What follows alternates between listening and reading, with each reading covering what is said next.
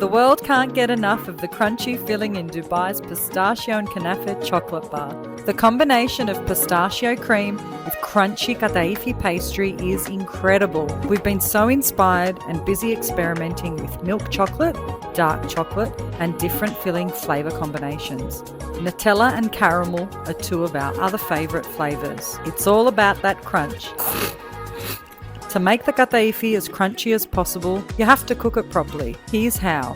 Firstly, make sure you're actually using the right pastry. Kataifi pastry is a unique string pastry like no other. There is no replacement for it. Cut your pastry into even-sized pieces. Be sure to separate any pieces that have stuck together. Place the kataifi in a dry fry pan without butter over medium heat.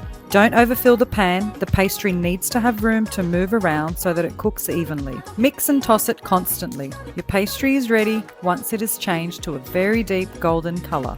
Let your kataifi cool, then mix it with your caramel, Nutella or pistachio spread. For the exact recipe and information about where to buy our family's kataifi pastry, visit our website.